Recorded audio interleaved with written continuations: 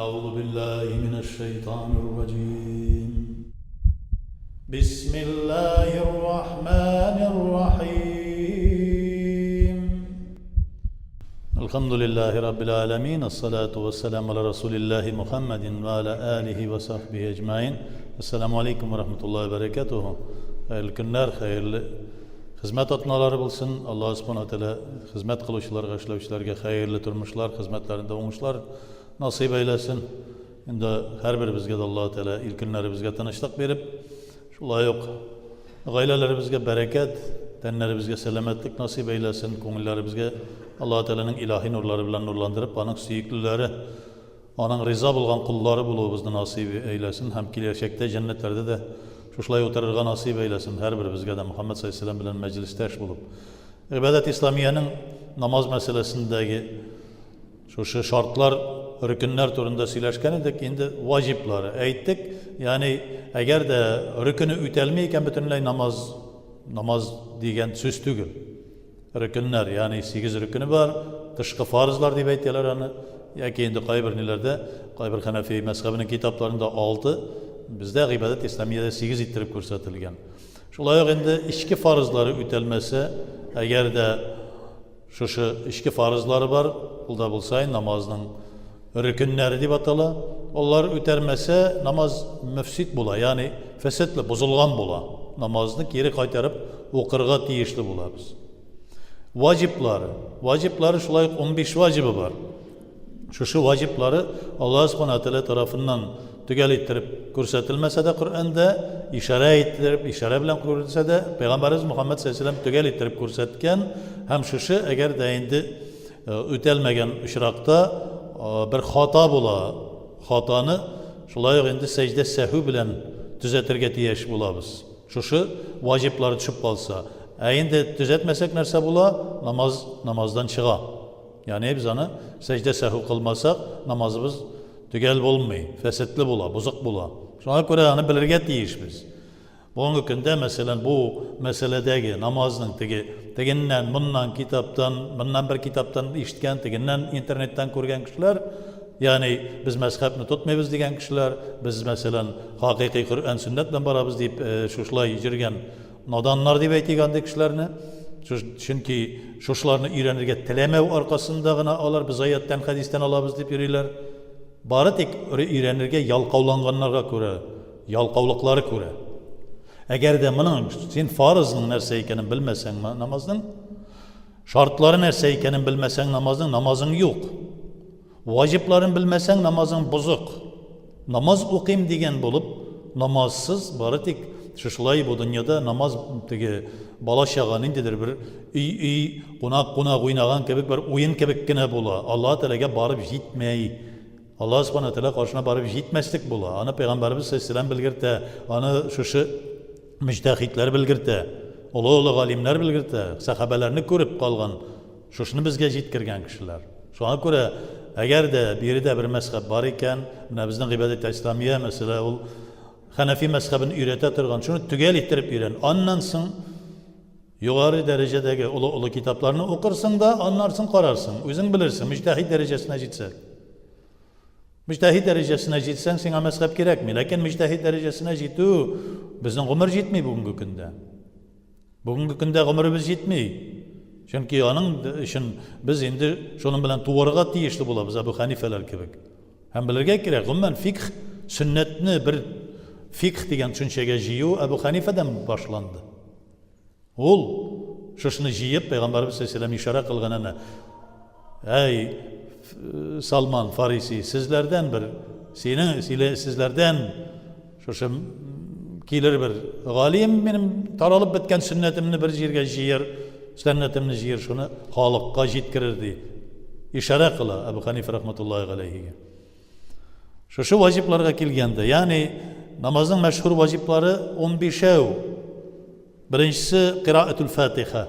Yani farz namazlarının her bir rekatlerinde şulay vitr sünnet hem nafil namazlarında her rekatlerinde de bir mertebe Fatiha suresini oku.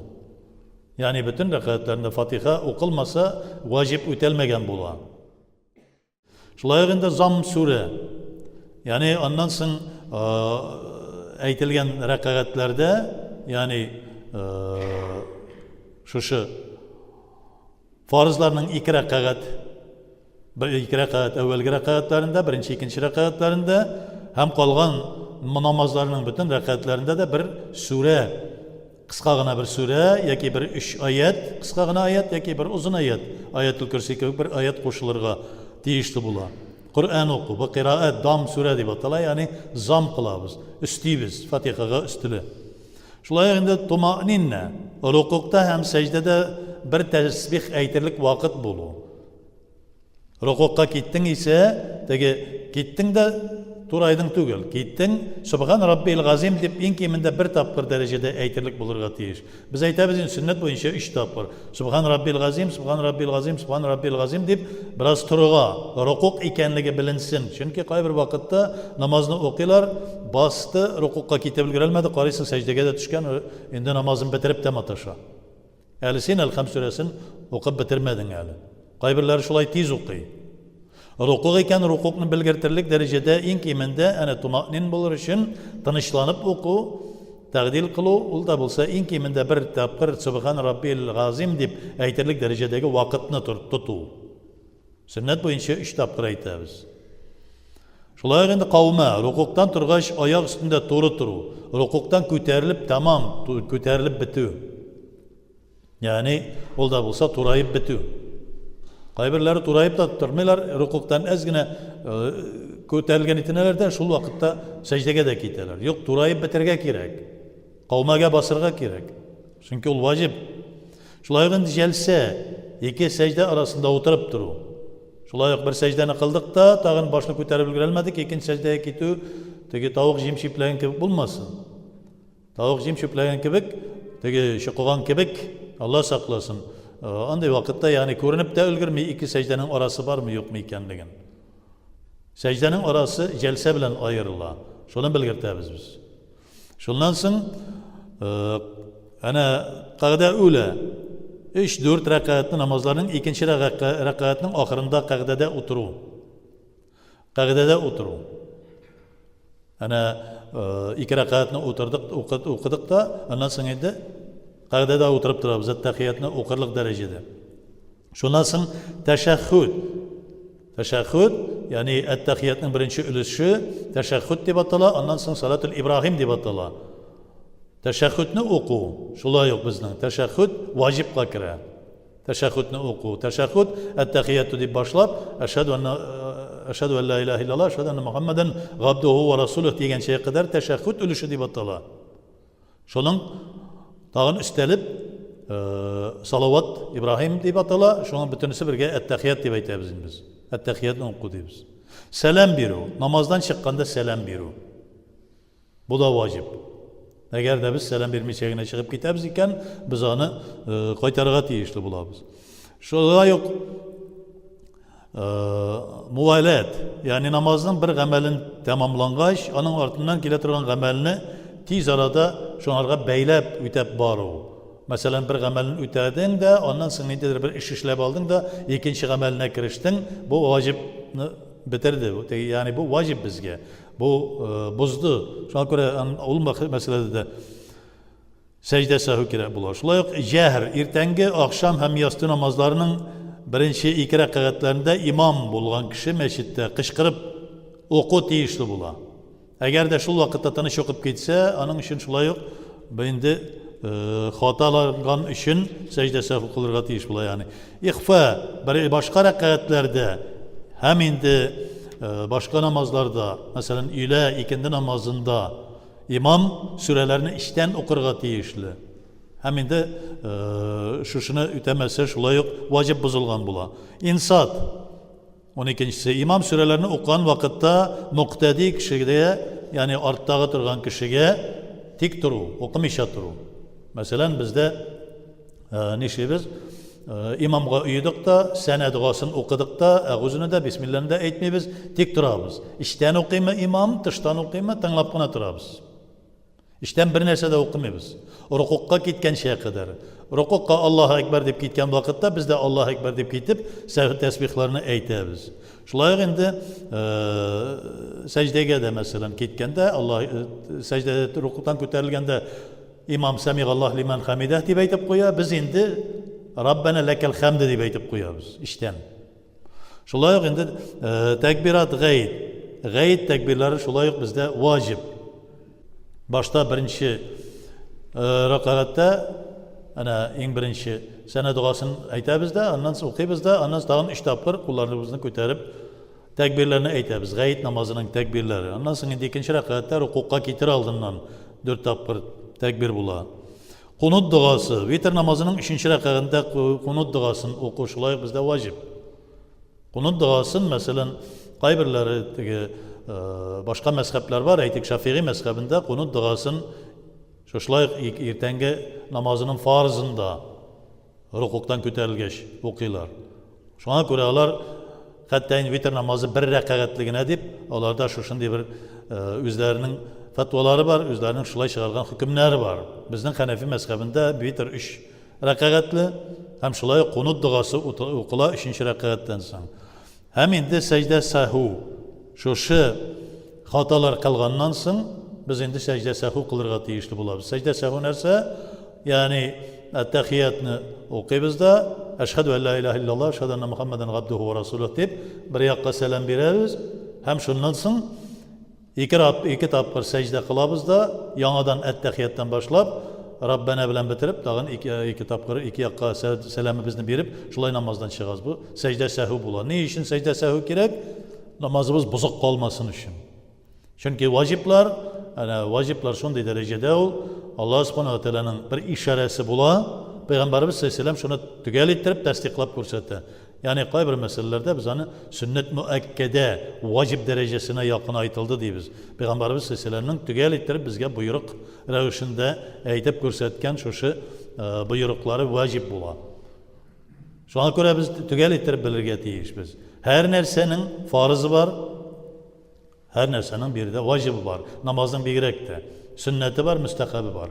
Bir vakit bugünkü günde mesela şunday narsa gitti, namazın müstehabin farz derecesine ko'tarib var. Nafilni farz derecesine, vacip derecesine ko'tarib var. Mesela barmak misal kötü, mesela müstehab bulsa bir tapır ko'tarib qo'yu, eşhedü en la ilahe illallah deb at-tahiyatta ko'tarib qo'yu. Şunu endi farz derecesine ko'tardilar. Qaybirlar endi ani silkitib turarga kerak deymi, yoki anda aylantirib turarga kerak, yoki to'p-to'g'ri tuturga kerak. Shul bo'lmasa namozing bo'lmaydi. Bu mustahab. Qilsang xayrli, qilmasang bir narsasi yo'q. Shulay ana tahiyatul masjidni de vacib derecesine chiqardilar. Tahiyatul masjid namozi nafil namozi. Kirding ise mümkinlik var ise ana qapqasidan kirding, masjidning eshigidan kirding, qaysi yerda bosding shunda o'qi. Onu endi nindedir farz derecesine yetkirib, mesela onu ayırım bütün namazlarından kaldırıp sünnetini okumayışa, yoki endi nindedir Kur'an o'qigan vaqtda bütün cemaat, çünkü ve izâ quri'al Kur'an fastami'u lehu ve ansitu di Kur'an-ı Kerim'nin ayeti, Kur'an o'qilgan vaqtda silkinme, o'tirdi, tinglab o'tirdi. La'allakum turhamun, belki şunun için cennetke kirersin. Yoki endi imam nindedir va'z söyleyken minberge chiqib o'tirgan ekan, mesela demek nindedir bir ahamiyatli bir narsa söyley, o vaqtda da kirding, tinglab o'tir. O nafil. O'qisang azir savob kela, o'qimasang bir narsa yo'q. Gunoh yo'q. Lakin shuni vacib derecesine ko'tarib, kishining mesela Kur'an o'qiydigan kishining qarshisina kelib bosib, yoki va'z söyleydigan kishining qarshisina kelib bosib, shunun qadar o'qu, bu albatta endi bu riyoga ketadi. Riyo narsa dedi Peygamberimiz sollallohu alayhi vasallam, riyo yashirtin bir shirk. Alloh taolo tengdash qo'shu, tengdash qo'yu, iptash tutu. Ham endi bu eng ulug' gunohlarning birisi dedi. Şunun gibi namazda da farzın bilmeyi, şartın bilmeyi, rükünün bilmeyi, vacibin bilmeyi, sünnetlerin bilmeyi, müstehaplerini ayıra bilmeyi, hem ne şulay botab bitirdiler de, hem namaz okuyup diyen kişiler var. Elbette bu namazlar tügel bulamı degende Peygamberimiz sallallahu aleyhi ve sellem'nin sünnetine doğru gelir. Şu vakitte tertibi bulgan vakitte. Tertibi bulmadıysa nerse bula? Muhammed sallallahu aleyhi ve sellem'nin sünnetine iyermegen buldu. Muhammed sallallahu aleyhi ve sellem nerse di? Benim sünnetime iyermegen kişi huve leyse minni dedi. Minten tügül di. Min şefaat kılmayayım. Benim ümmetimden tügül dedi. Farzlarını ona ütep, kayberlerimin de farzlarını üteyip sünnetlerini kabul etmiyorlar. Farzını ütedin, elbette Allah Teala'ya ibadet kıldın. Kur'an'da көрсетілген. Sünnette Peygamberimiz Aleyhisselam көрсетkenini ütemedin ise şefaatten mahrum buldun. Ayetini okusan, bigirek de korkunuş. Sen Allah Teala bilen Peygamber Aleyhisselam'ı ayırdın birbirisinden. Nerse diye ayette Allah saklasın. Kafir buldu diye Allah Teala ite. Allah Teala'nın kabul ite, Muhammed Aleyhisselam'ın kabul etmeyi. Şunday dereceye getirip jetkirgenini, şu meselede azrek kişi mümin Müslüman uylamay, bu fitne şeytanın kutkusu bilen, nefsinin kutkusu bilen ciri turgan adamlar Allah subhanahu teala hayır ihsan versin, tevfik hidayet versin. Hemme bizge de ya Rabbim hemme bizden sırat-ı müstakimden ayırma, doğru yoldan ayırma, senin süyüklü doğru kulların bulduğumuzdan nasip et. Rabbena atina fid dünya hasenete ve fil ahireti hasenete ve qina azabınnar. Allah'a ekber. Elhamdülillahi Rabbi.